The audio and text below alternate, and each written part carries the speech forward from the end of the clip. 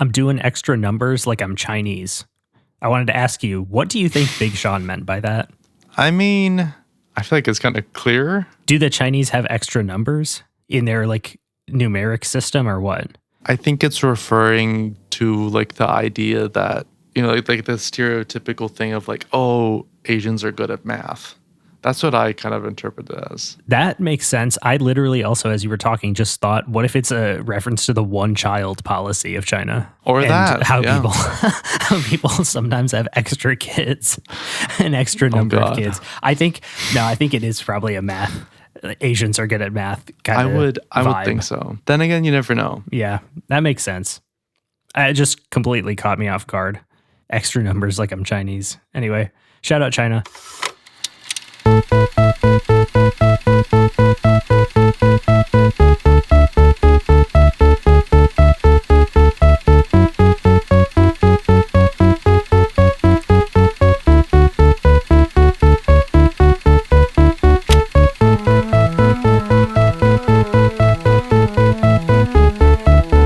Hello and welcome back to the Uncultured Pop Culture podcast. My name is Brandon, one of your co-hosts, and with me, as always, David Agasarian. I don't know why I said my full name. Full name. Ooh, The co-host. the other co-host. Yeah. This is a very interesting start to the episode today for a very interesting episode of two things that don't really go together. I chose this because we were going to do a comedy, and this was funny, but it wasn't as funny as I thought it would be. And I wanted to listen to the funniest rap song that I know, which is I Don't Fuck With You by Big Sean. And that's on this album, of course. But we'll get into that later, because first I have to ask you, what did you watch this past week? I actually saw a pretty big 2025 movie. And when I say pretty big, I mean it's going to be a contender for the Oscars, and a lot of people consider it to be the best movie of the year. Can I guess that it's one battle after another? You're 100% right. Nice. Because I did see One Battle After Another finally, like a month and a half after it came out, and it was still in theaters, which I was surprised by. That's impressive. I know. I'm happy. I think all movies should be in theaters for at least 2 months, because I can't tell you how many movies I've missed this year. Which actually brings up something I did want to talk about. I am going to make a list of the movies that I missed, along with my top 10 at the end of the year. So you guys can wait for that too. Just so that you guys know, which movies I haven't seen, so you guys can judge my choices less harshly for my top 10. I like this idea. I support. I think it's nice because I missed a lot, to be honest, at least out of the indie circuit. But let me preface what I think of One Battle After Another with the fact that when I saw the trailer, I was kind of just like, because the trailer didn't really captivate me. I don't think the trailer was that good. It wasn't terrible, but it also wasn't good. And I'm a big trailer person, so it's kind of important for me that the trailer be good for me to get like invested in the movie. But I still decided to go watch it because everyone is talking about it. Everyone is saying it's amazing. And I'm happy to report that it made it into my top 10. That being said, I do not think it's the best film of the year. And in a year like last year's, where there were quite a few movies I really liked, it would probably not have made my top 10. It's a 4. So it is a good film. I like it. I do think it's too long again. I feel like there are a few elements that don't fully work in it. But I think it's still a very well-told story. It's very timely for sure. I do think that the performances are very good, especially when it comes to Sean Penn. I would not have recognized him, to be honest, if I didn't know it was him. Also, I do just want to say the movie's a lot more sexual than I thought it would be, which I was very taken aback by, but it still worked. But yeah, it's a 4. I don't have much to say. It's kind of hard to talk about because it's a very long film and it has a lot to do with things going on right now. And I can see it pissing off a lot of people with its politics. Those politics aligned with my politics, so it didn't piss me off. But I could see this movie also being divisive if it wins Best Picture, which I could see it doing. I also did want to say that I am crossing my fingers that in the next 2 weeks, I'm going to see at least 4 films new films that could get in my top 10. And two of those films I am very hopeful about. So I won't say what they are. Nice. I know one of those is going to be Zootopia 2. Wicked Part 2 as well. I did want to ask about the politics of One Battle After Another. Do you think that would actually prevent it from winning Best Picture? Because I don't know what the politics of the Oscar voting people are, but do you think that's a factor in it? I don't think it would prevent it from winning because the majority of Hollywood, at least the majority of people that would be voting, are left-leaning. That's, I believe that's what, the general film industry leans to, maybe with the exception of the executives. Right. That's what I was going to say. And I don't know how many executives are left, especially after mergers and consolidations this year. So who knows who can vote? And I also don't know how many of them vote. So that's the other thing. On top of that, you do have PTA as the director and writer, who is, obviously is very well known, very well liked. He has a story, i.e. the fact that he's never won, that will definitely help the film. And then you also have DiCaprio in it. So that also definitely helps. So I don't know. I think this film's going to be a very strong contender. I could see it winning personally. I think there are other films that could beat it out, but I think this film honestly has the best shot at Best Picture. So we'll see. Especially as I could see people voting for it as the crowning jewel on Warner Brothers good year at the box office too, or something like that. I did not realize it was Warner Brothers, but yeah. Which, I mean, it bombed, but all their other films did really well. So it's kind of they still stuck with the creatives instead of doing a lot of sequels. Yeah, shout out David Zaslav, I guess. Exactly. Just kidding. Who would have thought? I hate him. Yeah, never shut that man out. But after my super long spiel, I got to ask you, what have you listened to this week? And also, what is your song of the week? Well, I have a probably equally as long spiel. I'm going to start with Ultrasound by The Neighborhood. The Neighborhood is a kind of indie rock, more leaning towards modern alternative rock band from LA.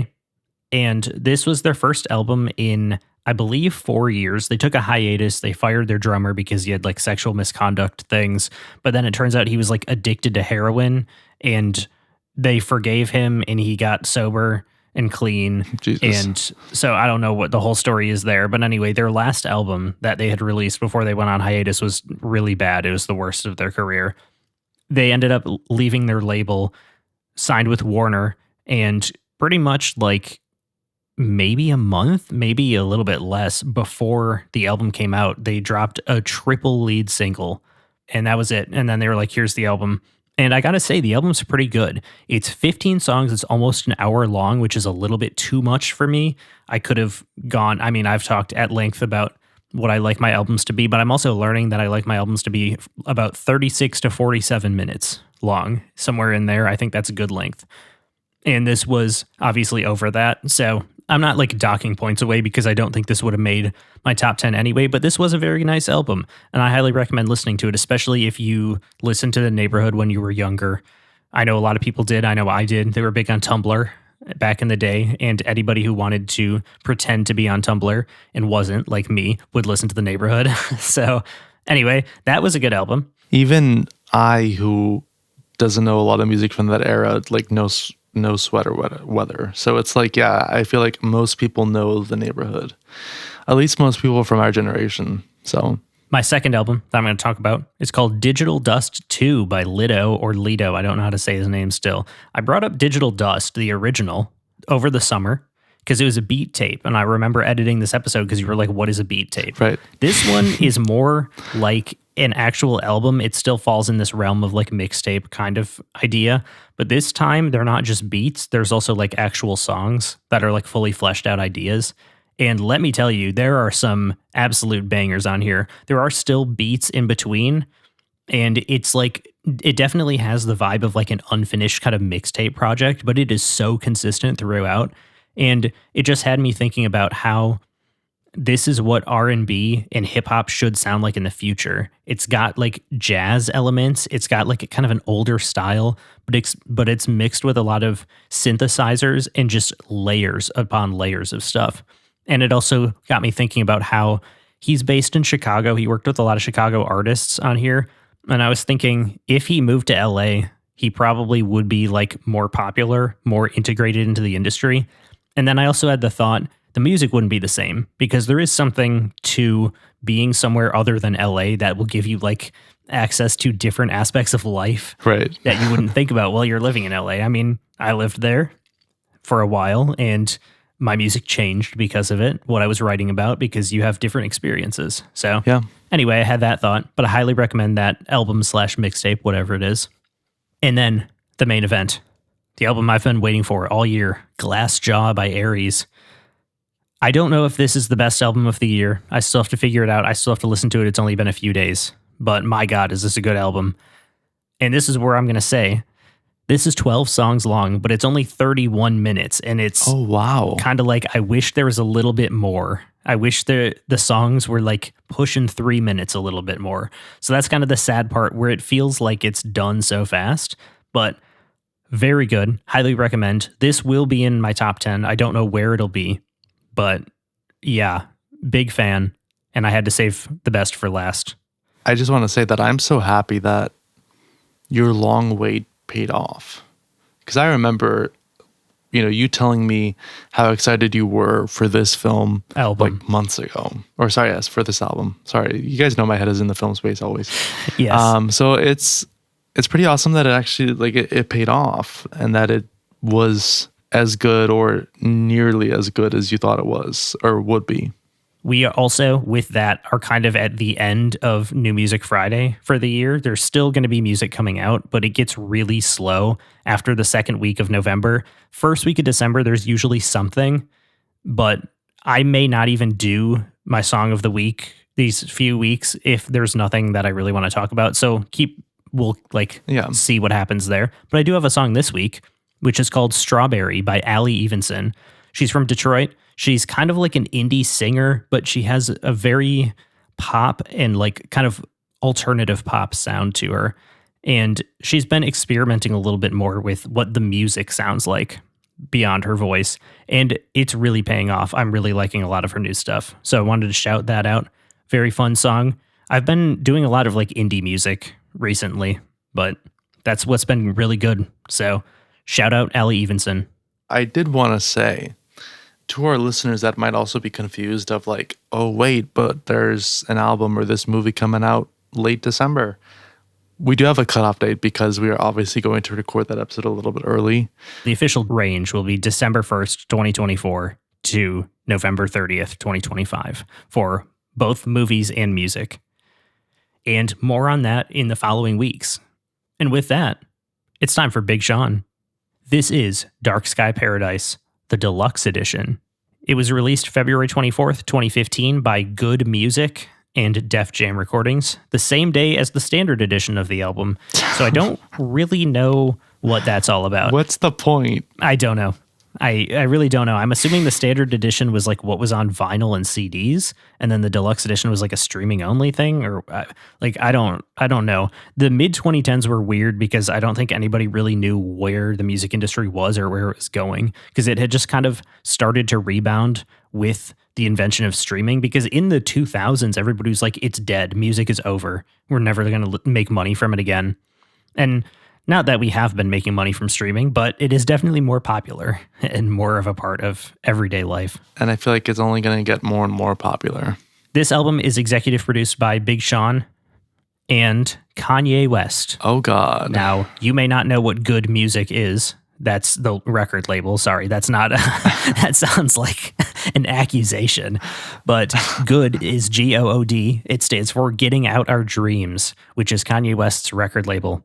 And he ended up signing Big Sean, discovering him when Big Sean did a freestyle for him. And Kanye was so impressed, he was like, I got to sign this kid. This album was supported by 5 singles, 3 of which came out before the album. The lead single was I Don't Fuck With You, which was released in September 2014. Paradise and Blessings also preceded the album in October 2014 and January 2015, respectively. One Man Can Change the World was pushed to radio in June of 2015 and Play No Games in September. This album debuted at number 1 on the Billboard 200, and it ended up finishing the year as 22nd on the most popular album chart, and it is certified double platinum. This is Big Sean's biggest album. It was, I don't actually know if I Don't Fuck With You is still his biggest single. It's probably his most recognizable, but there could be an argument that Bounce Back is a little bit of a bigger single. That one I remember hearing all the time on the radio, like it crossed over into pop radio. But I want to ask you, have you heard of Big Sean before? And have you heard any of his music? I mean, I've heard of the name, absolutely. And then I obviously know I Don't Fuck With You. That song is like everywhere. So yeah, I've heard his music before. I didn't like connect the dots necessarily. Not as recognizable to me as, Kendrick Lamar or, I don't know, Biggie or like a lot of the bigger names. But still, I did know who he is. Well, part of that may be where he's from. And I wanted to ask you, if you didn't do any research and just listened to his music, could you tell where he's from? And do you know where he's from? I could not tell, and I actually have no idea. So, wow, you really are a production guy. He says it a lot of times in here. He is very proudly from Detroit, Michigan. Oh. He's a Midwest boy. Rap is a very geographically oriented genre where different cities, different regions have different sounds. A lot of the sounds of Midwest hip hop, especially now, have been influenced by Southern hip hop, specifically Atlanta, because Atlanta is like where all hip hop music kind of came from starting in the mid 2010s. Everybody was either from Atlanta or wanted to be in Atlanta to make music. So then you kind of get this like blurring of the edges of where things are. There are still sounds, like specific city sounds. Memphis still has a very like gritty, dirtier sound with a lot of like really heavy basses, more of a focus on like crime in the music. And then I also wanted to shout out Milwaukee, which is another Midwestern city, has a very specific style of producing, which is just focused on claps all the time. It's just constant claps on the quarter notes, and that's just like a characteristic of Milwaukee music. And it started to break out into the mainstream a little bit now too. So shout out to another Midwestern city. This album was mixed by Greg Romanicki, Jason Joshua, Maximilian Yeager, Noel Gadget Campbell, Rob Kinelski, and Stan Green. And as far as I can tell, it was mastered by Dave Kutch, or Kutch, I don't know how to say his name. He was only listed on the CD master, but not on like any other edition. So I have no idea if he ended up mastering the whole thing, but if he didn't, I do not know who this other person would be. Now, I think your favorite song will be I Don't Fuck With You. I'm predicting probably a 2.5 for the album overall, but we'll see. We'll see. I can't say nothing yet. I think your favorite will be Deserve It. I'm just picking one at random. Well, let's find out. Let's do it. Track number 1, Dark Sky, Skyscrapers. Written by Big Sean, Boy Wonder, and Robert Rob Got Beats Harris. Is produced by Rob Got Beats. And we already have our first connection. Boy Wonder wrote and produced on To Pimp a Butterfly. There will be quite a few connections. Hell yeah. Mostly to other hip-hop albums. This song, I think, has some great bars, but it's ultimately not my favorite. This song also does feel like an intro to the album. I know it isn't like explicitly an intro, but it definitely feels like one. And this is going to be a theme on a few songs. We see some of Big Sean's signature wordplay, which is sometimes good and sometimes not as good, but it is always part of the experience, and I always enjoy it. Because it's like, why not? That's just his style. Always interesting. And of course, shout out Biggie Smalls. This one is a 2.5. I mean, I noted that this style is definitely a style that emphasizes the vocals more than the overall production. Unlike someone like, Kendrick or Biggie, at least to me. It's a very atmospheric opening too. I can definitely see the talent. I do think that this type of rap is not for me. That being said, I didn't hate this or something. I thought it was fine. It's a 3. I'm not mad at everything. It's not my style, but it's enjoyable. This album is mostly trap music, which we know that you don't love. Right. And then also the other songs, I mean, the whole album kind of has an influence of pop rap, which we've covered a few times before.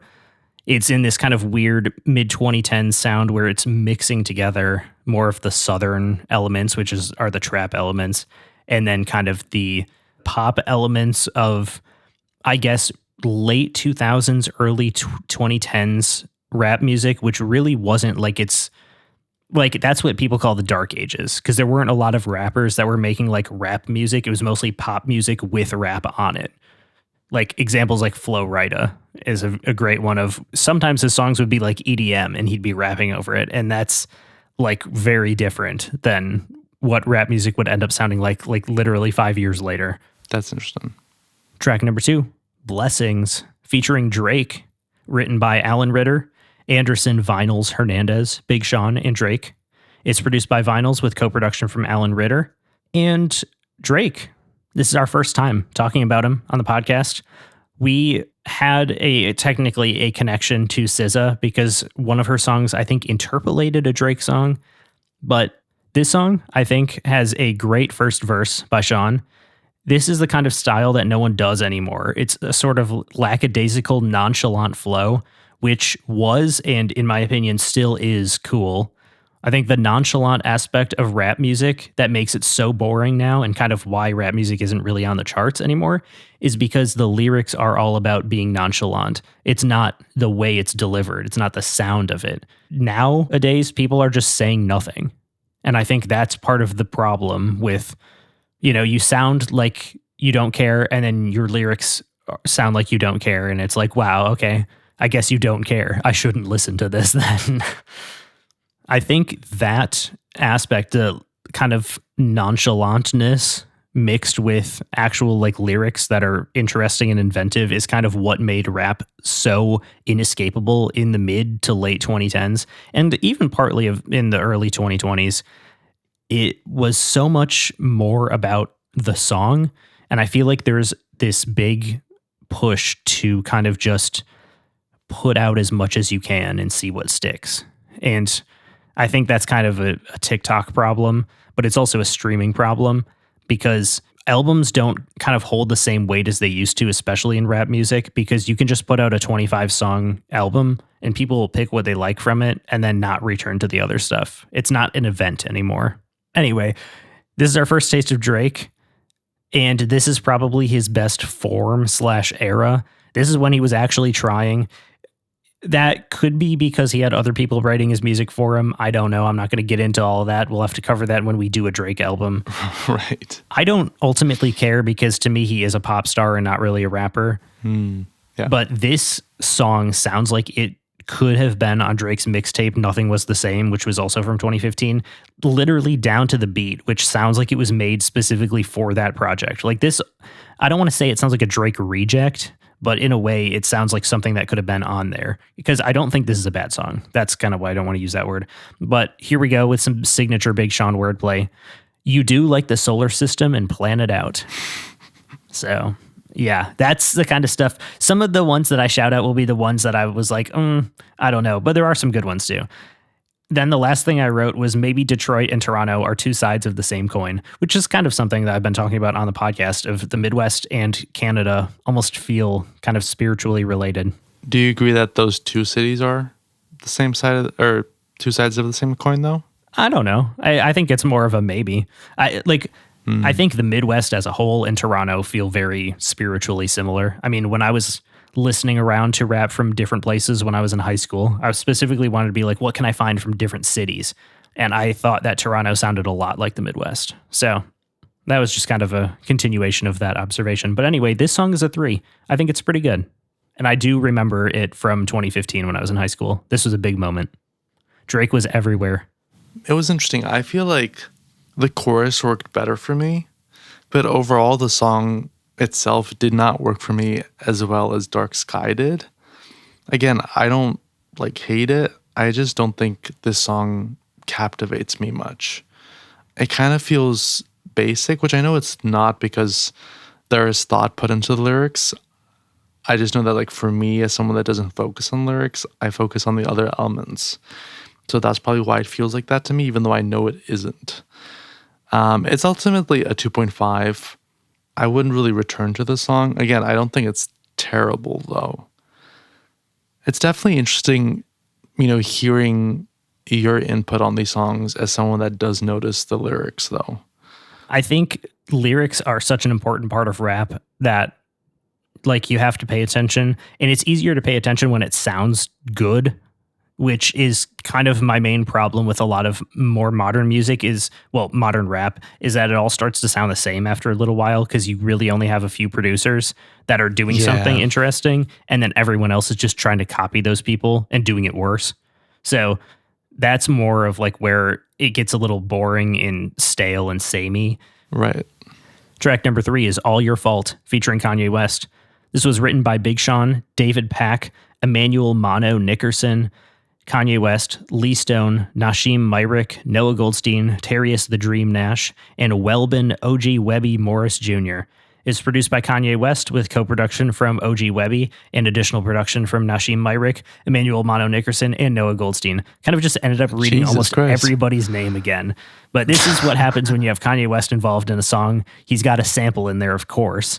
And then he's got like 50 other people that are going to produce with him because he just likes to surround himself with people all the time. And I do want to take this moment to say Kanye West was Big Sean's mentor. He was the guy who discovered him. Mm-hmm. It seems like around 2020 or 2021, they stopped talking to each other. I believe this was pre-Nazi arc for Kanye West. There must have been some disagreement. I assume it's when he was like, they won't let me see my fucking kids. And I also don't know if Big Sean is based in LA or if he's in Detroit or if he's in both and kind of splits his time. But I also wonder if some of that was like he didn't want to always be in LA and Kanye West wants everybody around him at all times. Otherwise, he thinks they're going to like turn on him because he's schizophrenic and bipolar and whatever else. Yeah, no, I could totally see that. But anyway, they do not associate anymore. So, and Big Sean also left Good Music and started his own label, which is called FF2 Def with Def Jam. And FF is Finally Famous, which he says a few times on here. That's also his mixtape series, and that's kind of like the name of his crew, it seems like. But that's just a thing that he's been doing forever. Right. But I do have a few more credits on this song. This song samples How Much I Feel by Ambrosia. Jesus. And then I also wanted to shout out Noah Goldstein and The Dream are connections from Watch the Throne. Hell yeah. Obviously Kanye West is too, because he is the primary artist of that album. And then there are background vocals in this song by Travis Scott, who we first heard on Control by SZA. So another connection there. He's not credited as a writer or a producer, but he does say straight up. So shout out to him, I guess. First off, we got to start out with a shout out as well. Shout out to Little Caesars, which is another Detroit legend. They're from, I think, Ypsilanti, which is a suburb kind of Detroit. It's cheap as hell, and that's all that matters. We have some signature Big Sean wordplay on this song. With the click when you see us, that's my family to me. That's my family tree. They're my arms, legs, hands, and my feet. And I can't cut them off with even diabetes. That one just made me laugh out loud. I get what he's going for, and I kind of like it, but it also made me laugh out loud. So yeah, it definitely like makes you do a little double take when you hear that. Exactly, yeah. This is why I chose Big Sean for a comedy movie that we were doing, because I do think Big Sean is one of the funniest rappers, whether he's intending to be or not. He just seems like such a fun guy to be around, and a lot of his music, there will be a few lines in it that just make you say that's hilarious. But it's also like, it seems to be something that other people have noticed, is that Big Sean will sometimes have one line that like ruins the song, because it's just like, why did you say that? You didn't need to say that.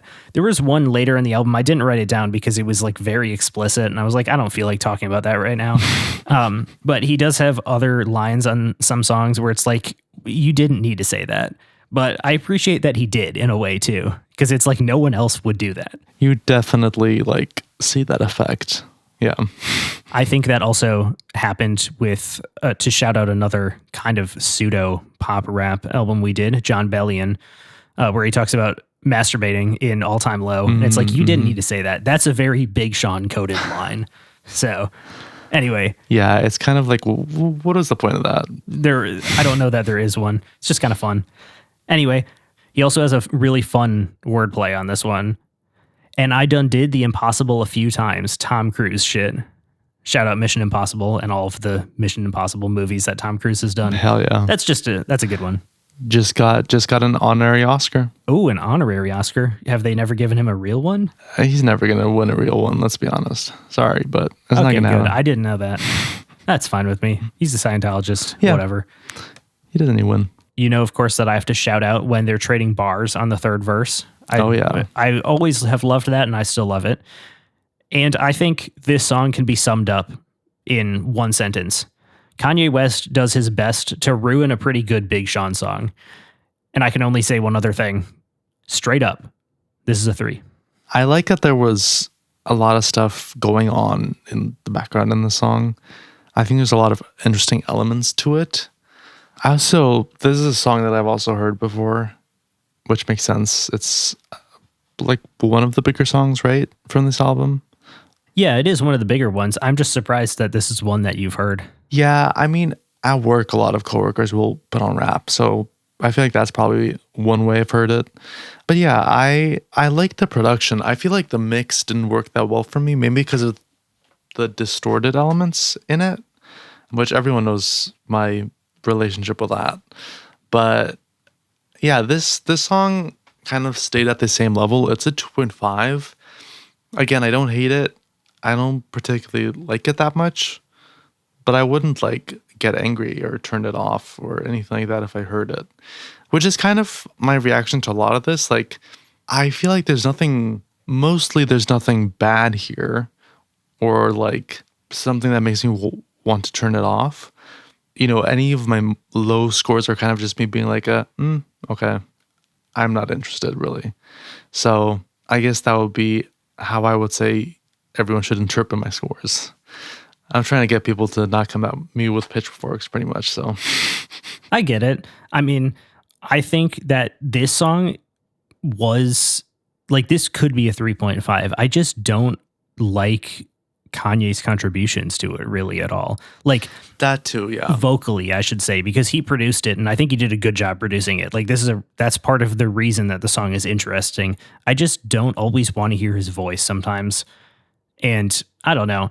Overall, I do enjoy this song and I'll listen to it again, but it's not going to be one that I return to as much as some of the other ones on here. Yeah, and I agree with that. So, track number 4, the thing that David screams at me every time we get on the recording, I Don't Fuck With You, featuring E40.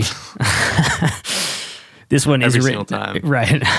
This one is written by Big Sean, DJ Dahi, DJ Mustard, neither of which go by DJ anymore. They just go by Dahi and Mustard. DJ Rogers, which that is his name. D and J stand for parts of his name. E40, Kanye West, Key Wayne, Mike Lee, Mike Free Adam, and Willie Say It Ain't Tone Hansbro. It's produced by DJ Mustard and Kanye West, with additional production by Mike Free, DJ Dahi, and Key Wayne. And this song samples Say You Love Me One More Time by DJ Rogers.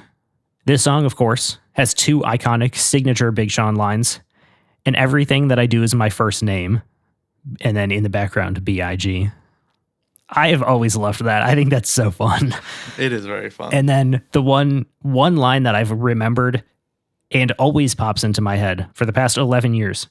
I just bought a crib, 3 stories, that bitch a trilogy.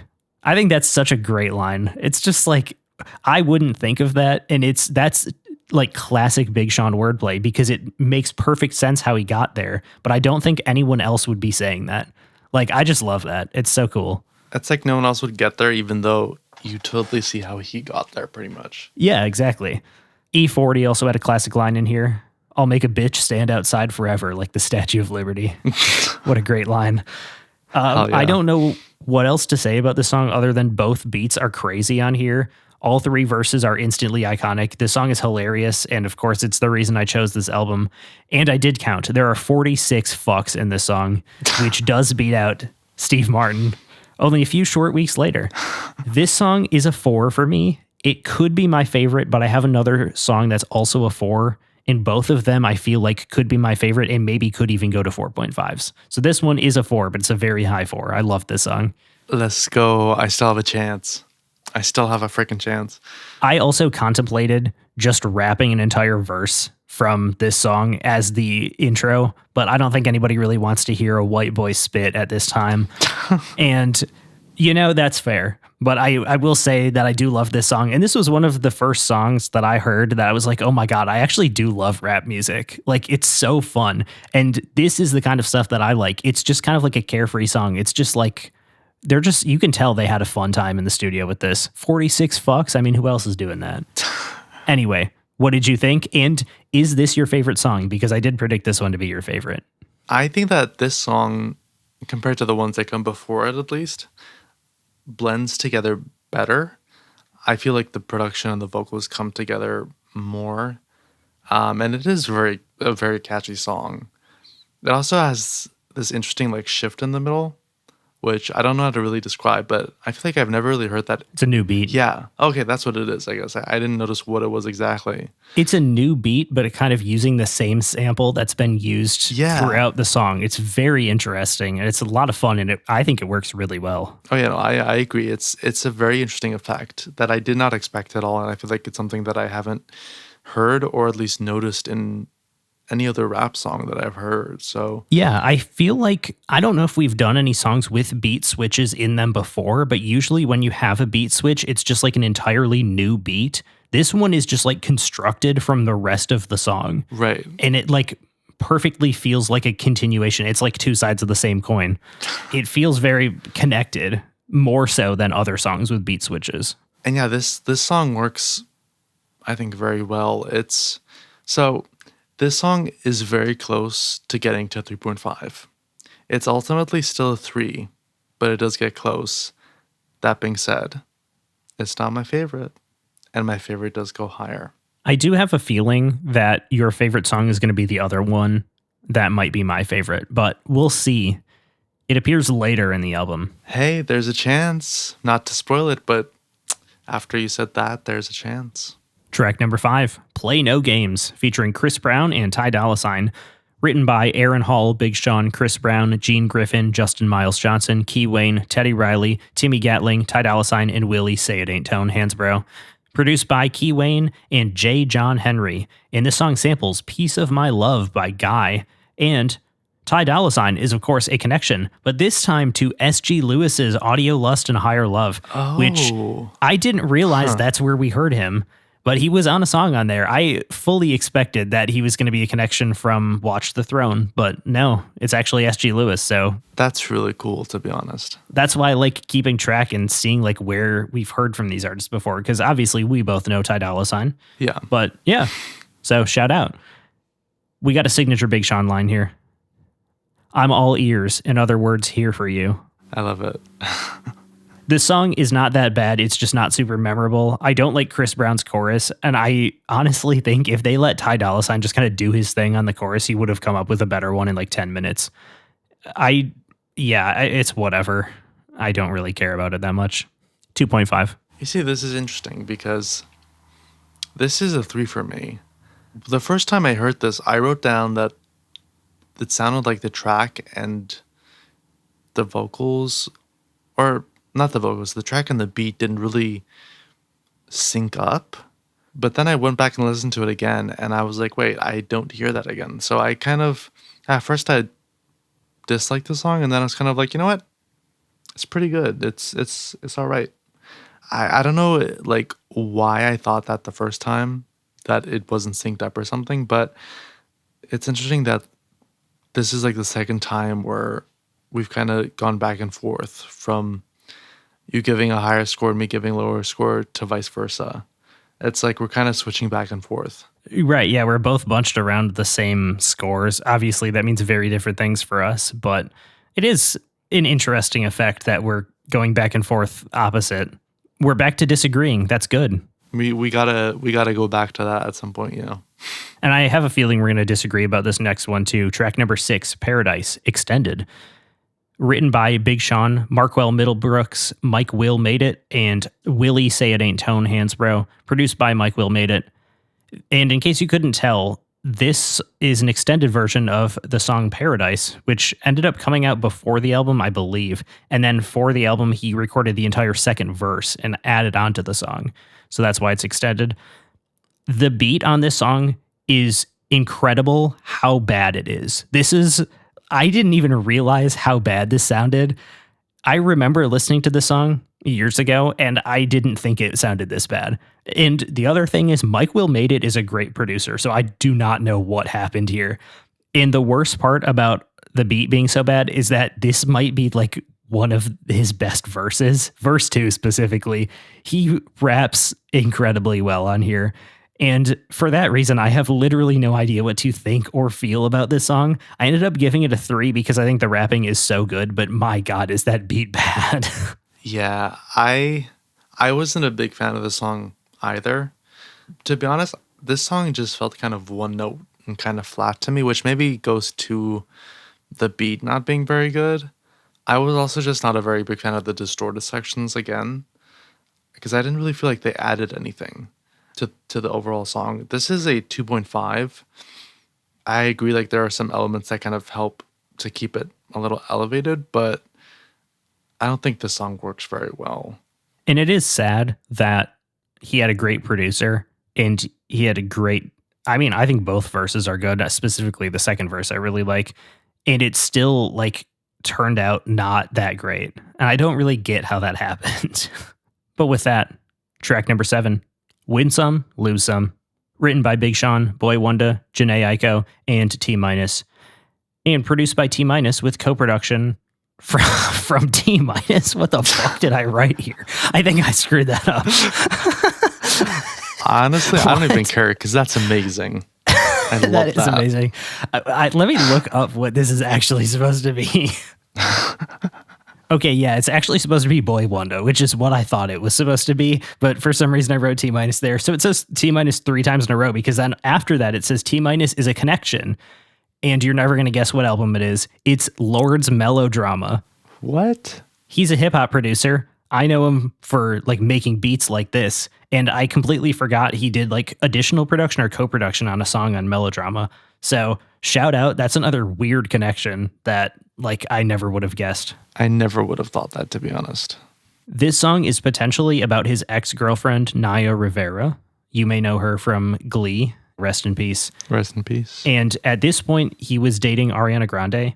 And then after this, he would go on to date Janae Aiko, who co-wrote on this song. And they're still together. I think they have at least one kid together. They might have 2. And they've been together for a really long time. And I think it's very interesting that he had his ex-girlfriend, his current girlfriend, and then his future girlfriend all on the same album, which is just kind of interesting. Damn. And that's essentially all I have to say about the song, which is nothing. I think it's great. I have no notes. This is a 3.5. I really liked this one, but I can't really say anything else about it. That's hilarious, to be honest. I like the addition of the other voices in this song.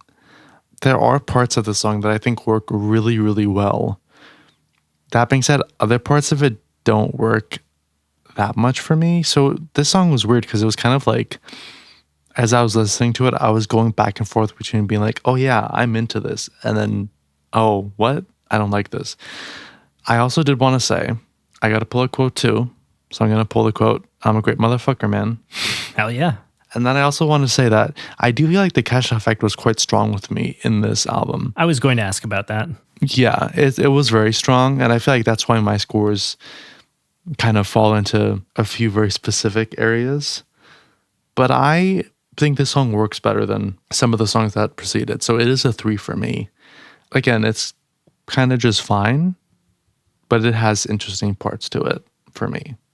This next song, for me at least, is kind of where we start a little bit of a decline. This is track number 8, Stay Down, written by Big Sean, The Interns, which consists of Ernest Clark and Marcos Palacios, Kanye West, Kevin Randolph, and LNF, which consists of Uforo Ebong, I don't know if that's how you say his name, and Christopher Umana, who are now known as Bongo, by the way, and C4. They are both successful producers and they're cousins, and I did not know that they were a production duo at one time. So kind of cool. And the song, of course, was produced by The Interns and LNF, who I just talked about. This production on this song, I think, is very good, and it's very mid-2010s. It's quite complex. There's a lot going on. It's musically very interesting, and we don't really hear this style anymore. This was very much of its time, but I kind of want to go back to that time because I think it was underrated. It's kind of fun. The song is also not bad, but it is kind of forgettable. But we do have a signature Big Sean line in here, of course. This one I do really like. Yeah, trying to get that hotel money, but you know them crackers ain't gonna let you get their Ritz. That's just fun. This song is a 3. It's all right. I don't really have any problems with it. It's just not like super interesting to me. It's very much like an album cut where you listen to it and you're like, yeah, that's fine. And then you don't really return to it. No, yeah, I completely agree that starting with the song, you do see a little downturn towards a certain point, because obviously we both have not named our favorite songs yet. But I did first want to throw out the lyric, where the money? Because that's what I'm always asking. Exactly. That's the other thing that David screams at me right when we get on the podcast to record. Yeah, I'm like, where's the money? Why aren't we making money from Patreon and ads and all that stuff? Come on. We're not doing this for fun, right? Yeah, tell your friends, everybody. Tell your enemies, tell your bosses, I don't know, exactly. Who are probably also your enemies.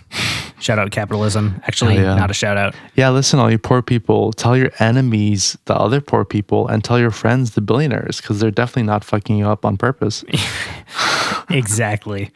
Wow. Where that money at?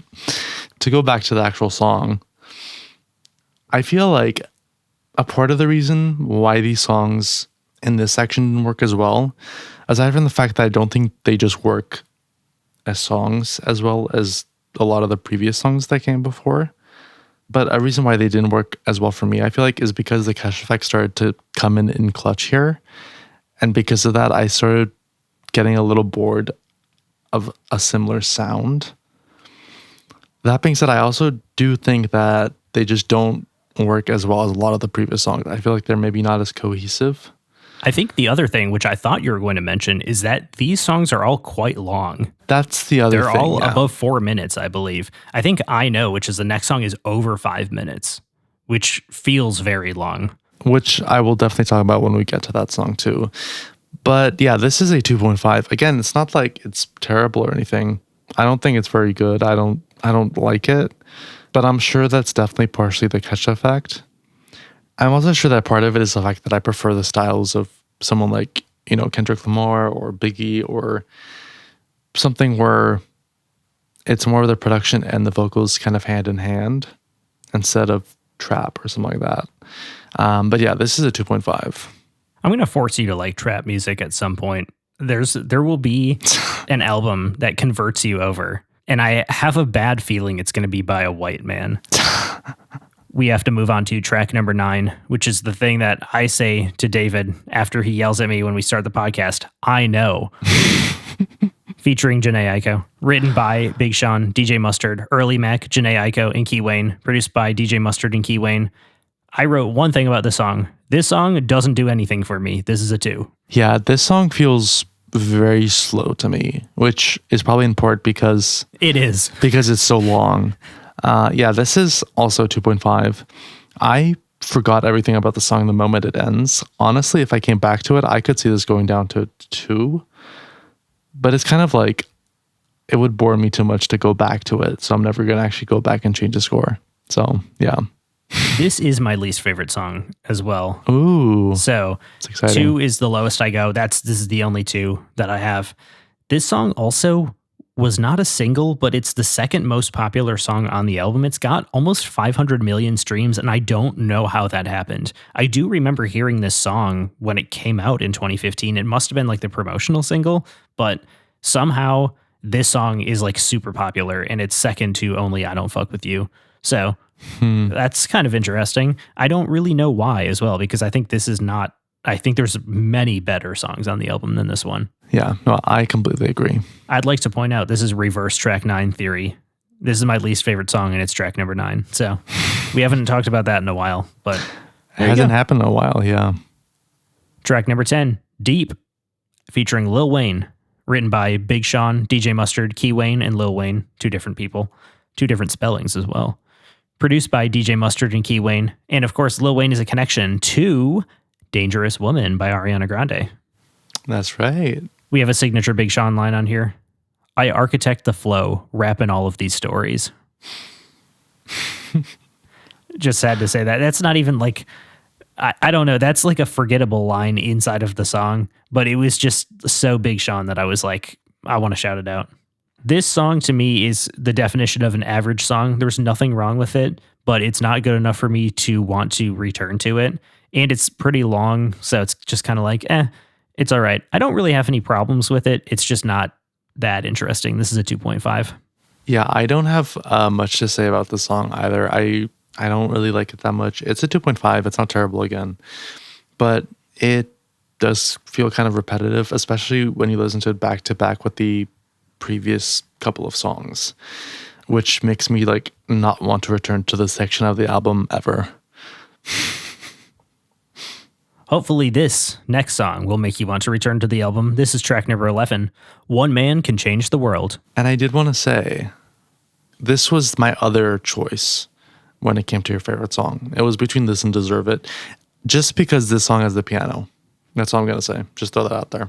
I mean, I think that's a good choice. It does have a piano in it. Obviously, this song features Kanye West and John Legend. Get ready for these credits. It's written by Amir Johnson, Big Sean, Betty Wright, DJ Mustard, John Legend, and Kanye West, and Ken Lewis, and Mike Dean, and Rick Ross. It is produced by Amir Johnson, only one person. Nice.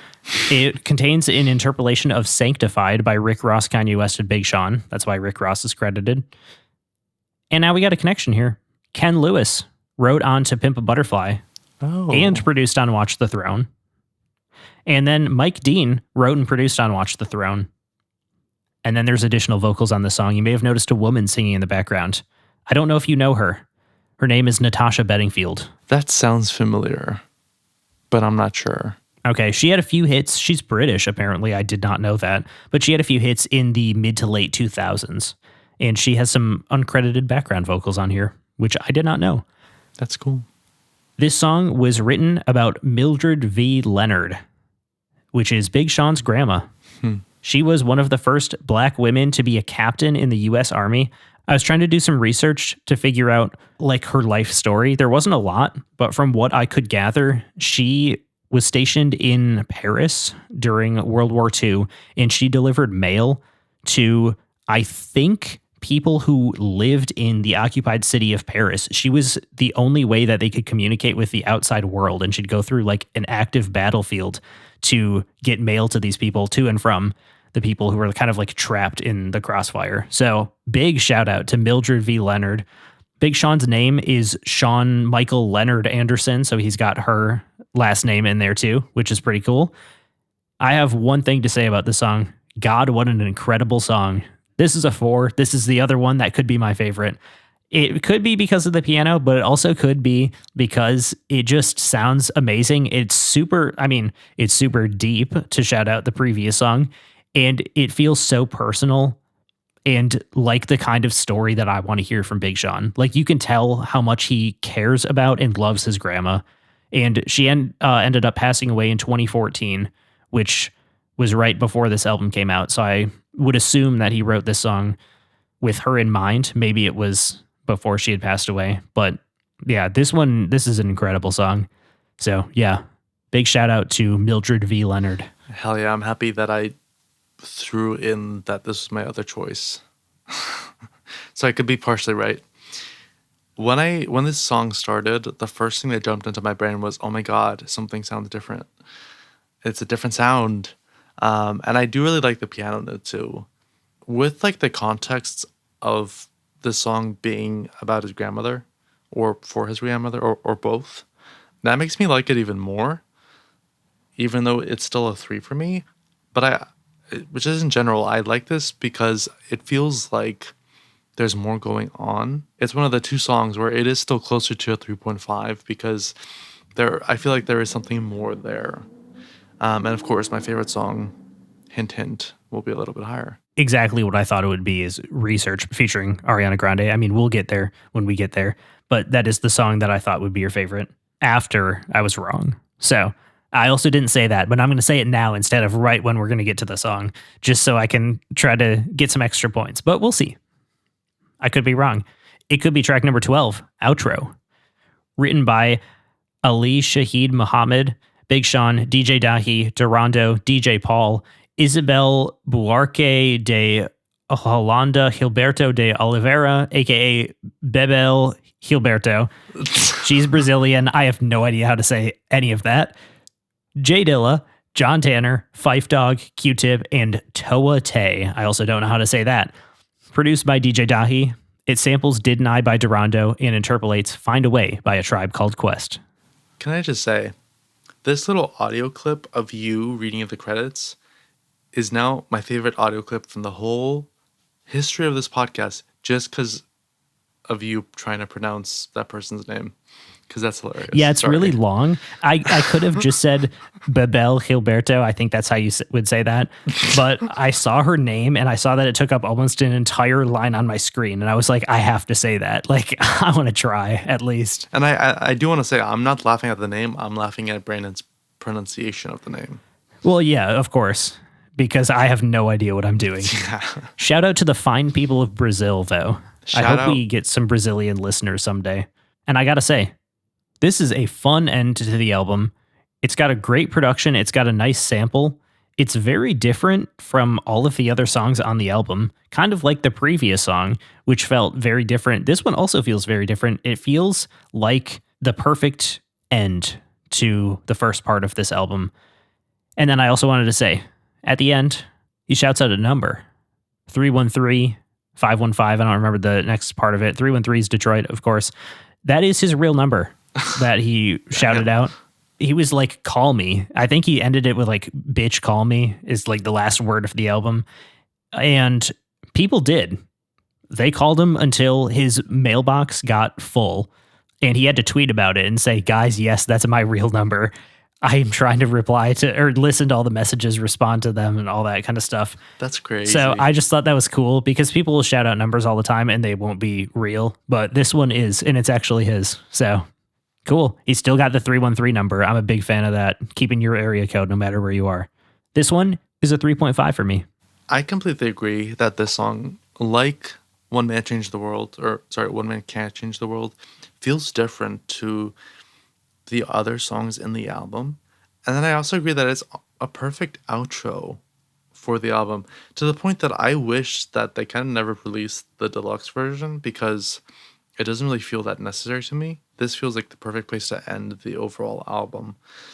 To me, this song feels the most developed and the most interesting because of that. Needless to say, this is my favorite song, if you couldn't tell. This is a 3.5. Nice. I would return to the song. Yeah, I was surprised because I feel like a lot of times, even if I think the outro kind of fits the album, I'm kind of like, okay, it's the outro. I will say this probably was not a surprise if I thought about it a little bit more, because this is the most like old school hip hop influence song on here. This song has no trap in it at all. Yeah. So makes sense. 100%. I mean, you're sticking true to what you have, what can I say? always been true to, which is not a fan of trap and you like old school stuff more. We do have a few more songs though, the deluxe edition. And then I have a note kind of about what you had just said about wishing there wasn't a deluxe edition. Yeah, I want to talk about that. Track number 13, Deserve It, featuring Party Next Door. You ready for these credits? Featuring Party Next Door, written by Big Sean and Party Next Door, and produced by Party Next Door. Hell yeah. I got a signature Big Sean line for you. This is another line that I debated opening the episode with. I think you can guess what it is. Damn, in high school, you had the fattest ass. And now we out of high school, you got a fatter ass. That's a classic Big Sean line right there. Crazy. I will say that the production on this song is kind of strange, but the whole song tells a story and it feels like it's constantly building, which the production also mirrors, and is pretty unique to this song in the context of the album. And this song to me almost feels like an intro, which it kind of is to the deluxe edition, but I almost like it better as an intro to the album overall. This song is ultimately a 3. I do like it, and I'll talk more about the track list once we finish the album. So the reason that I guessed that this was going to be your favorite song is because this is my least favorite song. I didn't connect to this at all, to be honest. And to me, I feel like it has the weakest lyrics out of the whole album, which might be a hot take. I don't know, but that's just my opinion. It's a 2. I feel like the fact that this comes right after the outro makes me dislike the fact that there are songs after the outro even more because I dislike this one so much. It's a 2. I will say this song I didn't like at first, and then it grew on me. And maybe the same would happen. I don't think it will, but I will say that maybe. We'll see. You never know. We got 2 more songs left. Track number 14, Research, featuring Ariana Grande, who is, of course, a connection to Ariana Grande's album, Dangerous Woman. Written by Ariana Grande, Big Sean, DJ Dahi, Metro Boomin, Mike Carson, and Willie Say It Ain't Tone Hansbrough, and it's produced by DJ Dahi. This is Mike Carson's only credited song as a writer ever. I tried to do some research into who he is because I always try to find if there's connections and then kind of like what the deal is with some people I've never heard of, and I had never heard of him. Well, it turns out that he is an incredibly successful tour photographer who's shot tons of music videos for Big Sean and other artists, and actually just shot a bunch of stuff for Kendrick Lamar's tour that he was just on, bunch of concert photography. So shout out to him and to his one song ever that he's done. I have to say, we need more Big Sean and Ariana Grande songs. They sound really good together. I like when Ariana Grande works with rappers, but I feel like Big Sean, I mean, maybe it's because they were dating. I feel like she just has chemistry with him more so than other rappers. The production on here is actually really good. I didn't realize how good it is, and I wanted to say that DJ Dahi, who now is just Dahi, is incredibly underrated. This song is a 3.5.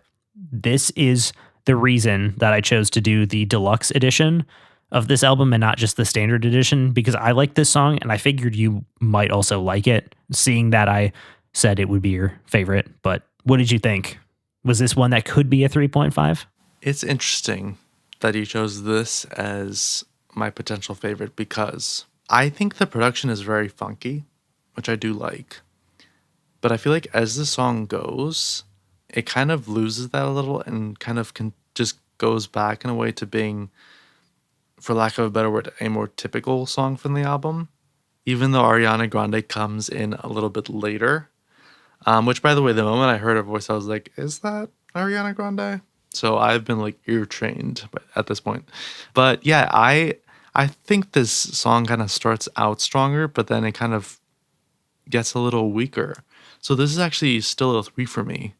And it's a little bit closer to 2.5 than it is to 3.5. So yeah, I was surprised. I thought I would like it more because of Ariana Grande, but no. I thought you would Sadly too. not. What can I say? We got one last track for you. Number 15, Platinum and Wood, written by Big Sean, Key Wayne, and Ismail Abdulaziz, produced by Key Wayne. It interpolates Come Roll by Blade Icewood. He was a local Detroit rapper who died quite young and kind of at his popularity, like the peak of his popularity. And Big Sean's just kind of paying homage to a local guy that was super influential and influenced a lot of rappers, presumably Big Sean and people of his generation that grew up listening to his music.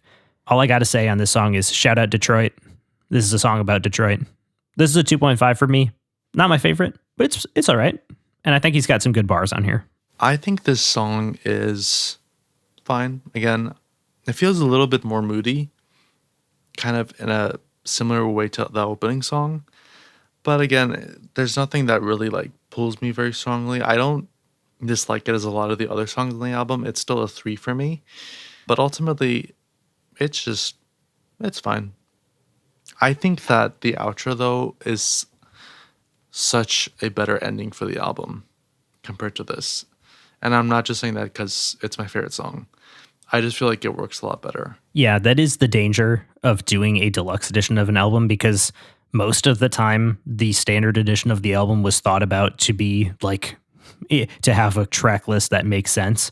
Obviously, when you have a deluxe edition, you usually tack it on to the end, Nowadays, people have been putting it in the beginning of the album to get the streams after the album. Like once you finish listening to the deluxe edition, you go into the regular album, which I hate, but that's a different conversation. Well, and I feel like sometimes they will kind of mix it in near the end, kind of how Ariana Grande did with Dangerous Woman. That's the other thing, is you can kind of put it into the track list and expand the album, not just tack on additional songs to the end, which I think is ultimately what I like the best. Right. But this is where we get to the note that I said I had, which is this album is a 3 for me, 3 out of 5. Mm-hmm. But I think there's a way I could move the track list around and kind of cut out 2 or 3 songs and make this a 3.5, because I think it has all of the material for it. It's just those 3 songs, tracks 8 through 10, I think it was, that just don't really work as well for me. And that's where it like starts to lose me a little bit. But then it ultimately brings me back. I think obviously One Man Can Change the World and Outro are really good, but then I ended up liking Deserve It, and I really do enjoy Research. And I think those 2, especially being on the album, would really kind of elevate it for me. I think you still do need to have an intro. Maybe that intro would be Deserve It in my like reimagined version, but I do think Outro should stay the outro. And I kind of wish that they had kind of moved around the track list a little bit more. I think that there is a 3.5 album inside of here. And I did want to say, this is a higher 3. I do enjoy this album a lot. I do like Big Sean. Not a lot of people say that, and he is kind of like made fun of because of some of his crazy lines. That's just like, why would you say that? Yeah. But I really enjoy him, and I've always liked him. And part of that might be because I'm from the Midwest. That was kind of my overall note for the album. But I do think that this is a really solid and kind of weirdly cohesive album, even though he explores a few different styles on it. I think it works for me. But yeah, this one is a 3 out of 5. What did you think? And was I right with my 2.5 prediction? So you were 100% right. I kind of, as usual, tallied my scores, and that's where the album came to. And I was like, you know what? That's a perfect score for it. So I'm going to keep it at that. Because again, like, I did not hate this album. I just didn't particularly like it. And I did honestly find it boring a lot of the time, which, hey, like, we'll see what happens in the future when I continue listening to trap. We'll see if my opinions change. To your point, though, about rearranging the songs, I feel like for me, this album could become a 3 if I rearranged the songs and then took out some of the songs. Like, mix it up a little bit. Yeah. If this was 12 tracks and the 3 deluxe edition songs were in there instead of 8 through 10, this is a 3.5 for me. I'm like, if I could keep Research and Platinum and Wood and get rid of Deserve It and then 2 other songs from the original release, I'm like, there we go. That's a much stronger album, in my opinion.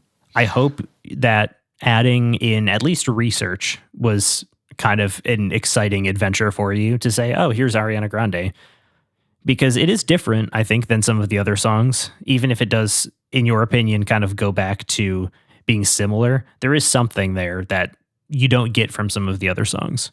I guess from my perspective, and I'm still new to all this, I don't get like release. If you're going to release it same day, why not just release it once as the deluxe album? We'll never know. Not until we meet Mr. Sean Don and ask him, who did this? And maybe I will someday. I would love to. Big Sean, hit me up. This is my number, 920. But on that note, we should talk about somebody else from the 920, Howard Hawks. So yeah, we are talking about His Girl Friday, which I believe is the oldest film that we've done yet. I'm trying to think back. I think you're right. I think there was like 1944. I think might have been the previous oldest one, but I believe this is the oldest now. Yes, because this is His Girl Friday, 1940, I believe. So our new oldest song. Film. Sorry. You see, I'm mixing it the other way now. Of course I am. What can I say? But before I talk about Howard Hawks, we do got to get to the IMDb logline, and I do want your opinion. So here goes. When a newspaper editor's ace reporter ex-wife is about to quit her job and remarry, he buys himself time to win her back by promising her an exclusive interview with a death row convict. Thoughts? I feel like that's pretty good. Yeah. I guess it's set up in a way that doesn't really feel like that's the main story because it kind of eases you in. It It's does, yeah. very strange how it's like written and I guess organized. Yeah, I mean, ultimately, I don't really have many problems with it. That is what happens. Yeah, I think it works. I think the way that it's organized will make more sense when we talk about where the story comes from. But first, the film is, of course, as you mentioned, directed and produced by Howard Hawks. The screenplay is by Charles Lederer, based on the play called The Front Page by Ben Hecht and Charles MacArthur. The cinematography is by Joseph Walker. It's edited by Gene Havlick. It's distributed by Columbia Pictures. And it should be noted, I did not see a credit for the music. And I don't even know if there is any music, thinking back. Yes, this was something I wanted to ask. Am I crazy or was the only music at the end, like right when it's going to go to the credits? I think that's it. I think it was, yeah. Okay. Which makes sense with the dialogue. I mean, oh my God, yeah. Like Yeah. there's nowhere to put anything. Exactly. Of course, the film also stars Cary Grant, Rosalind Russell, Ralph Bellamy, Gene Lockhart, among a lot of others. As I mentioned before, it is adapted from a play. And originally, it was going to be a straight adaptation of the play. I almost said Harry Hawks instead of Howard Hawks. He went and pitched it to Harry Cohn at Columbia Pictures. And was like, hey, I want to make this. We're going to cast Cary Grant in it. You know, it's perfect. Except that he wanted to cast him as the reporter and not the editor. Because originally in the play, they're both male. They're not gay. Instead, in the play, there is no romantic subplot at all. So pretty much the whole play is just the editor trying to get his worker to come back instead of an editor trying to get his worker to come back both as a worker and as a romantic partner. So they pretty much added in that whole new element to it, literally just because when they were doing auditions, Howard Hawks really liked the way that his secretary was reading Hildy's dialogue. So he was like, you know what? I'm just going to make her a woman and I'm going to add in this whole subplot. So that's the whole reason it's like that in the movie instead of the way it's like in the play. And a big reason why he chose the play, Howard Hawks chose the play, is because he really liked the dialogue. He called it, quote, the finest modern dialogue that has been written, end quote. Ironically, more than half of the dialogue would end up being rewritten. And that's because he was like, you know what? It's the finest dialogue, but we can do even better. Wasn't the original play like from the 20s? So it was, yeah. And I mean, if you're changing stuff like adding a giant romantic subplot, you have to change a bunch of stuff. So it makes sense. yeah right. So Charles Lederer came on board. I think he did originally want the writers from the play, but they weren't available or something. So he worked together with Lederer to make kind of organizational revisions during the various drafts. Ironically, he would actually bring on another writer, Maurice Riskind, to revise the dialogue specifically. And Riskind came up with various elements that are in the final film, including ending with Hildy and Burns breaking into an argument right after getting married, which is not in the final film because it was changed, I believe, on set. Where instead you kind of just see them walking out together, talking about their honeymoon, etc., etc. Now, as I said before, Cary Grant, he was kind of on board from the very beginning, but filling the role of Hildy was a lot more difficult. A lot of actresses were considered and were offered the part, but they turned it down. And that includes Katharine Hepburn, Claudette Colbert, Ginger Rogers, Joan Crawford. I don't know how many of those people you know. I've heard of at least 2 of them. Nice. Hey, that's awesome. But yeah, it was pretty much like the best actresses of that time period, hands down. But they weren't interested or weren't offered the part. And eventually they offered the part to Rosalind Russell, but she was upset that she was kind of the last resort for the role. So when she was having a meeting with Hawks, she wanted to prove to him that she did not give a shit about this project. So she went swimming before and walked in with like wet hair and wearing like a bathrobe from the pool, kind of, because she was like, you know what, I'm going to show him that I really just don't care about this. Ironically, he did a triple take and right away was like, hey, can you go to wardrobe because I'm casting you right away. So it ended up working for the better. Now we got to talk about the dialogue a little bit because that's like the biggest thing about this film. It's the part that's the most well known, and that's literally like the focus of the comedy. And it was a big focus on set too, because Hawk specifically decided that he wanted the dialogue to be very quick and also to overlap. And I actually have a quote from him that I thought was very interesting. Quote, I had noticed that when people talk, they talk over one another, especially people who talk fast or who are arguing or describing something. So we wrote the dialogue in a way that made the beginnings and endings of sentences unnecessary. They were there for overlapping, end quote. Which I think is so damn interesting. And I feel like you can kind of see it because they do talk over each other, but you don't really miss anything important, at least. There was a big issue, though, with getting all the dialogue on set. Because obviously at the time, this is 1930s, 1940s. They don't have the equipment we have these days. They don't have anything like multi-track recording. So what they ended up doing was they hung multiple microphones from the ceiling on the sets that then could be turned off whenever they needed to. So they would turn them on and off, in various patterns to catch this person's dialogue without catching this other person's dialogue. So they pretty much created the system where they could get the exact dialogue they need without hearing other people's dialogues that would overlap with it, which just sounds crazy considering that at some point they had up to 35 different microphones going on at the same time.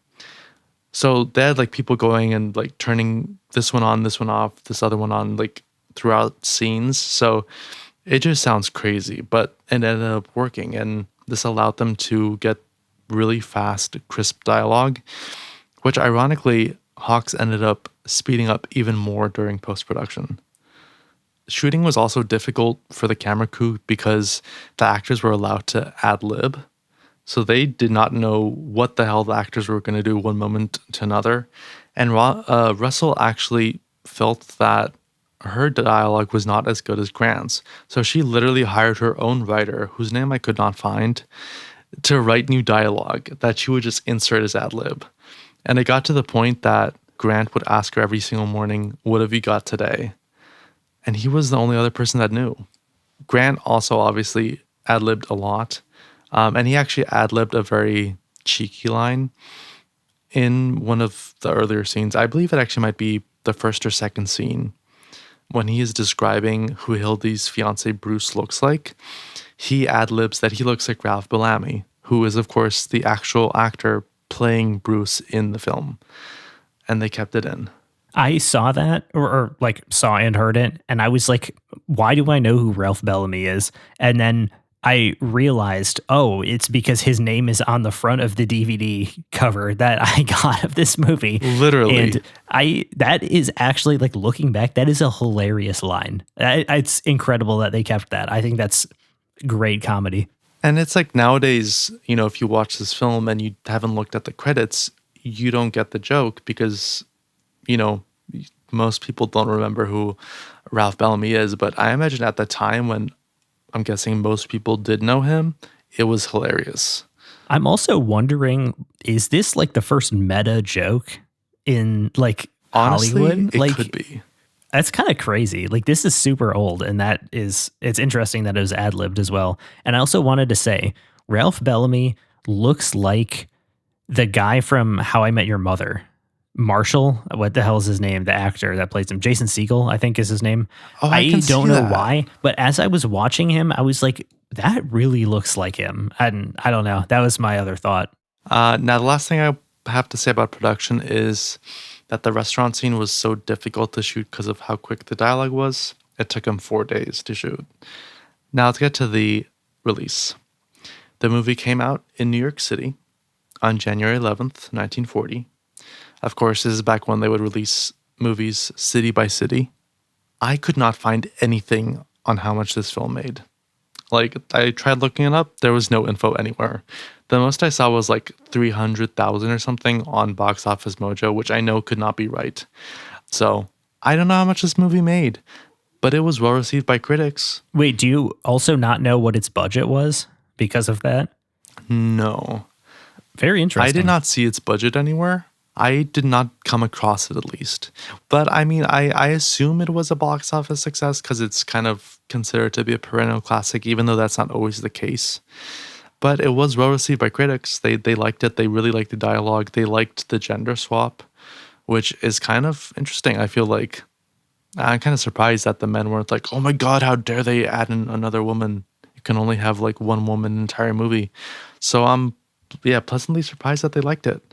Its reputation has only grown. It's considered one of the archetypes of the screwball comedy, which, for those of you who don't know, is a type of comedy that was very popular at the time, where a lot of emphasis is on the dialogue, specifically very quick dialogue and play on words.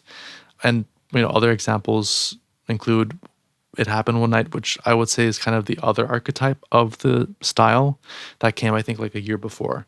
So it's kind of seen as the best example of that style and has topped a lot of lists of, best comedies of all time, best older comedies, all that kind of stuff. And it's also been noted and discussed for its dialogue and its editing because of how they had to deal with the dialogue in the editing room. And then also, the character of Hildley has been a very large point of discussion considering her role as a woman in a male-dominated industry and the way that the movie kind of talks about her relationship with that industry, specifically as a woman, which actually leads me to my first question. Were you surprised by the gender roles in this film, and do you think that they are indicative of the time, or do you think they work well in today's world at all? I was very surprised by the gender roles because I did not expect. I mean, I knew nothing about this movie. This is what I always say every week. I go into all of these movies knowing nothing. I've done no research beforehand. I get the movie or I find it on streaming and I'm like, cool, I'm going in. I don't even read the log line. I have no idea what's going to happen. And that's how I like it. It's a complete mystery to me. So I had no expectations of anything, of course, but I was surprised that a woman was so centered in the movie. And I also thought it was a very interesting dilemma that she was faced with of pursuing a career or becoming a homemaker, kind of. And it's very weird because all of her coworkers are like, you're the best. And that was the thing that I was least expecting, is that all of these men are praising and welcoming a woman into their world. And they're treating her as like one of the guys. She also is acting like one of the guys, I think, is a big part of it. But I was impressed with how ahead of its time this was, to kind of answer your question. Which does make you wonder, if they weren't adapting it from a play and, gender swapping the role, if they were writing it like originally themselves, it does make you wonder if people would be like, oh no, you can't do that. Like a woman would not be successful. I wonder if it's different because they were just adapting it. So they were able to just be like, oh yeah, like it's just the play. You can't criticize us because we're just doing what the play did. I do wonder if that's like a part of it. I agree. And I also wonder if part of the reason she's written well is because she was originally written as a man. I could totally see that. I wonder how much of it is kind of this misogyny that ended up kind of working out in a good way for like a female character. I don't know. It's very weird. It is very weird. I was not expecting that. I was not expecting her dilemma. Does it apply today? I think in a way, yes. I don't think women are trying to make a decision of, should I have a career or should I essentially just be a mom and be a homemaker? That's not really, mostly now, and this can also be kind of a critique of the economy, is both parents have to work. Yeah, not saying absolutely. That one gender or one person in every relationship should be at home at all times, but that's not really a possibility, even if somebody wanted to. So that's another kind of aspect of this. No, I completely agree. It's interesting with this idea of, she has to choose. that in a way kind of feels the most the part that has maybe aged the least well, even though I still feel like it was very progressive for the time.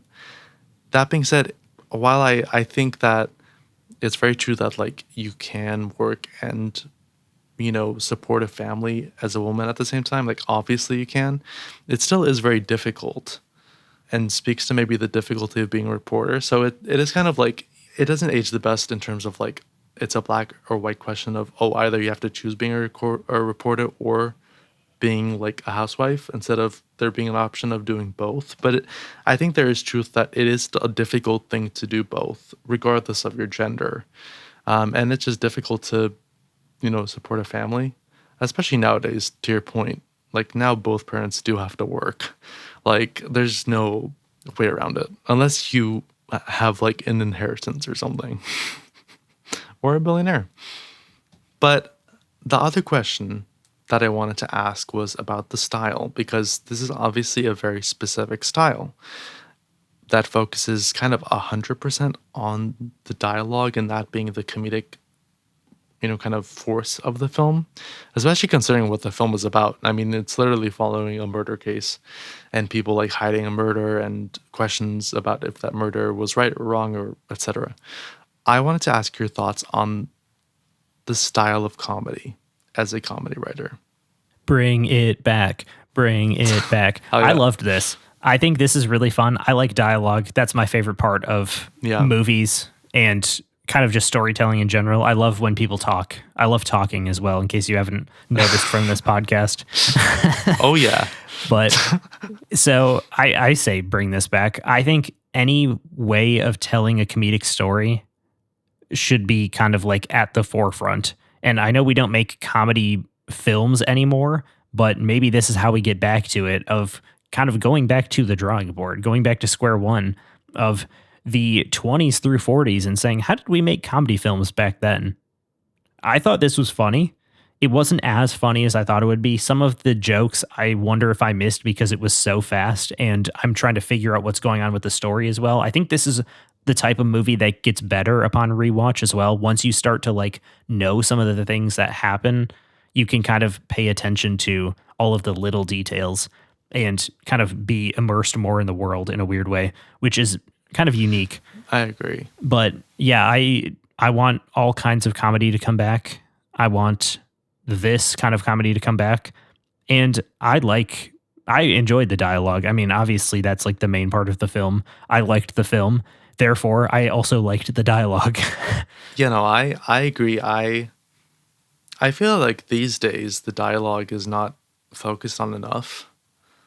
I feel like so much dialogue these days is it feels kind of thrown away, which is a shame. I absolutely agree. And this is the weird thing of like, I feel like nowadays there's a little bit more of a focus on the story, and still we're telling stories very poorly. And now we're also like writing dialogue poorly. It's like, why would you even watch anything? Everything is just poor. Right. It's like it all sucks. And this kind of like goes into what I was saying about rap too, where it's like all of the beats sound the same and everybody's talking about the same thing in a like boring way and not contributing anything new. It's like, it's stale after a while. This film does just work really, really well. And I think that is because of the strength of the dialogue. Like it's so much fun. And this is something this is a film where you do kind of have to keep on coming back to get all the jokes because of how fast it is, which is kind of in a way a catch-22, because it's like, it's so fast that you miss jokes, but at the same time, it works because it's so fast. So it's like, how do you choose? You can't really choose one or the other. Yeah, and it makes you want to watch it again. Yeah.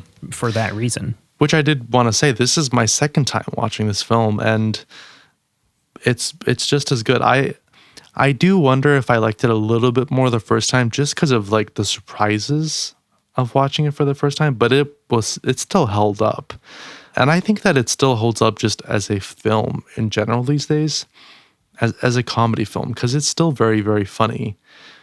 Especially the central duo of Cary Grant and Rosalind Russell. I think that they are so much fun to watch in many ways because they are just good together on screen. Like, I can totally see why they were together, and I can see why they got divorced. Yes. And that's the best part of it. And it's like, you could also see how they get back together again. Ironically, the person that I don't see Rosalind Russell being with at all is Ralph Bellamy, which I feel like was in a way done on purpose. He's like the total opposite of Cary Grant in terms of just the type of person, the character I'm saying, not the actor. And I feel like that's 100% done on purpose. Who do you self-identify with? Because for me, it's definitely Ralph Bellamy. I feel like. I want to be Cary Grant, but I'm not anywhere near being as self-assured or charismatic.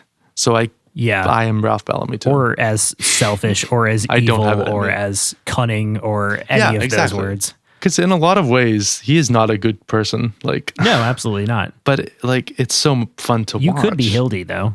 Do you think you're capable of that? You're balancing your dream of becoming a father with your dream of becoming a successful screenwriter. I feel like I'm not as good at her as she is at her job. That's all I'm going to say. I would also, I know like you said screenwriter, but I would be a terrible reporter because I am way too shy for that job. Yeah, I don't think either of us could be reporters. Yeah. That's why we do this. Yeah, no, exactly.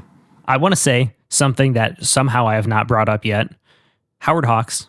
I chose this film as well. I wanted to do an old movie. I chose this because of his name, Howard Hawks. And I thought, I know this man. I've heard this name before. I thought it was Howard Hughes for a while. It's not. It's different. It's a very fun name. Well, Howard Hawks is actually from a very small town in Wisconsin that happens to be the same exact town that I am from. So I wanted to do a movie by someone who is obviously dead now and lived where I lived 100 years ago and made the move out to LA, made some movies. And you know what? I got to say, I like it. I like him. I think I would like to watch more movies by him. And growing up, there's a house on Wisconsin Avenue, which is the big street where all the old houses are. And it's the Howard Hawks house where he grew up. Oh, that's really cool. I just knew that it was a thing. And I was like, I don't know who this is. That doesn't matter to me. I don't care. And now reading about who he is and that Quentin Tarantino is inspired by him. And like Martin Scorsese, I think was another name on there. There were a ton of American filmmakers that are inspired by this guy that is from my hometown. And it's just a very weird kind of full circle moment of like, wow, I grew up not even knowing who that was. And to that point of him being so influential, he is considered one of, the best American directors. He's considered to be an auteur, considered very influential, especially when it comes to the directors of, the 30s, 40s, 50s. I feel like it's kind of him and Hitchcock that are the most influential on the filmmakers that, grew up during that time period and that started making movies in the 60s and 70s. Because, as you said, he was influential to so many people like Martin Scorsese, Robert Altman, John Carpenter, who we talked about, Quentin Tarantino, and also Steven Spielberg. Howard Hawks, very influential filmmaker. And just like you, this is the only film of his that I've seen. I believe so.